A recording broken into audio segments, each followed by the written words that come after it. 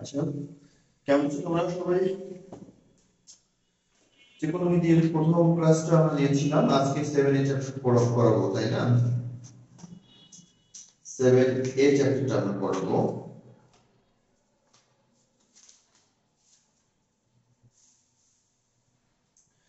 তো দেখো, গতদিন কিন্তু আমি দেখাচ্ছিলাম কি কোঅর্ডিনেট ভাঙানো, এই জিনিসগুলো আমি দেখাচ্ছিলাম। তো আজকে আমরা ম্যাক্সিমাম যতদূর পারা যায় অঙ্ক করবো, অঙ্ক দিয়ে শুরু করবো। তো অঙ্কগুলো আমরা দেখো, এখানে একের 1 এবং 2 এগুলো দেখাইছিলাম, তাই না? আজকে একের 3 দেখাচ্ছি। দেখো,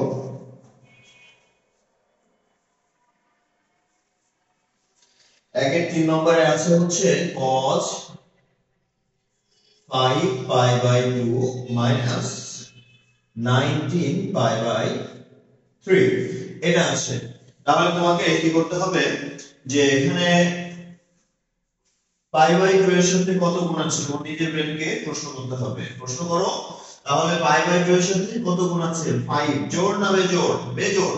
বেজোড় হইলে cos হয়ে যাবে sin। তাহলে sin তুমি লিখবা 19 পাই বাই 3, মানে এখানে যা থাকবে তাই, প্লাস থাক বা মাইনাস থাক, যাই থাকুক না কেন, এখানে তুমি ওই জিনিসটা বসায় দিবা। দিলা। এবার কথা হচ্ছে যে তুমি যেটা দিলা এটা কয় নাম্বার ঘরে যায়, ঘরে হিসাব করে এটা বলেছি। তাহলে এটা 5 নম্বর আছে, মাইনাস আছে, প্লাস থাকলে আরো এক ঘর বাড়ায় নিবা। তাহলে এটা হচ্ছে 5 নম্বর ঘর। 5 নম্বর ঘর কার ঘর? 5 নম্বর ঘর হচ্ছে এটা 4 নম্বর, এটা 5 নম্বর, তাহলে অলের ঘর। তাহলে অলের ঘর যেহেতু, তাহলে এখানে তোমার সামনে পজিটিভ দিয়ে দিতে হবে। এইবার sin 19 পাই বাই 3 এটাকেও ভাঙাতে হবে। তাহলে 19 পাই বাই 3 এটাকে ভাঙাও। এটাকে ভাঙানোর নিয়মটা আমি বলে দিয়েছিলাম, যে নিচে যখন 3 থাকবে পাই বাই 3 তুমি সেপারেট করে দিবা। এইবার 19 পর্যন্ত যেতে হবে। তাহলে 3 এর ঘরে 3 আছে, 3 এর ঘরে নামতা করতে হবে। 3 এর ঘরে নামতা 3 6 18, 3 7 21, যেহেতু এখানে 19 আছে, 18 কাছে, তাই না?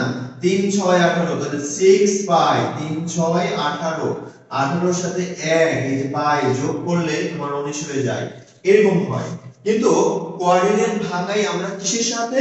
কোঅর্ডিনেট ভাঙাই হচ্ছে পাই বাই 2 এর সাথে। সো এই জায়গায় আমরা বাই 2 নিয়ে আসা দরকার। তাহলে এখানে কি করবা? পাই বাই 2 করে দিবা, আর এখানে 6 কে তুমি 12 করে লিখবা। তাহলে 12 ইনটু পাই বাই 2 এইভাবে লিখে দিবা। তাহলে দেখো, এবার আবার কিন্তু কোঅর্ডিনেট ভাঙাচ্ছি। প্রথমবার এখানে ভাঙাইছিলাম, তারপরে আবার নেক্সট টাইম ভাঙালাম।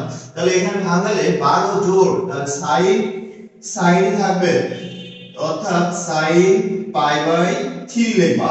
এইবার 12 তো জোড়, এখন ঘর নাম্বার প্লাস আছে, এক ঘর বাড়াতে হবে। 12 আর 1 13 নম্বর ঘর। তাহলে 12 নম্বর ঘর তো অবশ্যই এইটা 4 দ্বারা বিভাজ্য, তাহলে 13 নম্বর ঘর এটা হবে। তাহলে এইটা অলের ঘর প্লাস, তাহলে প্লাস sin 60 ডিগ্রি মান, sin 60 ডিগ্রি মান হলো √3/2, आंसर হলো হবে এইটা, √3/2 হবে आंसर। ঠিক আছে? তো দেখলা এটা। এরপরে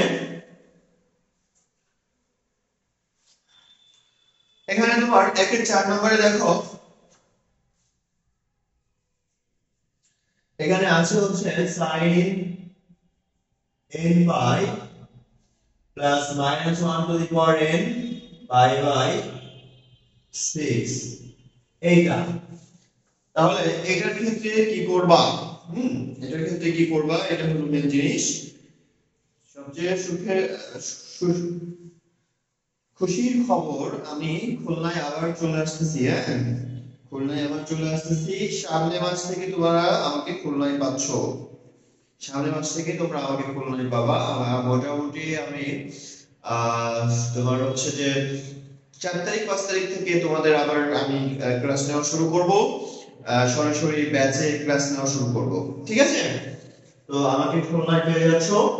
এবার দেখো, এই জায়গায় কিন্তু n এর ব্যাপার আছে। তাহলে n কি? n 1 ধরো, n আচ্ছা 0 ধরো। 0 হলে n 0 হলে কি হবে? sin এখানে তুমি 0 বসাও। তাহলে তোমার এখানে 0 ইনটু পাই, 0 দিয়ে যাকে গুণ করবা 0ই হয়, -1 to the power 0 pi by 6। তাহলে ব্যাপারটা কি দাঁড়ালো, 0 দিয়ে গুণ করলে তো এটা 0 হয়ে যাচ্ছে, কিন্তু 0 এটা 0 প্লাস তো লেখাও যায় না, লেখাও যায়, লিখলাম না, তাহলে এইটাও প্লাস দেওয়ার দরকার নাই।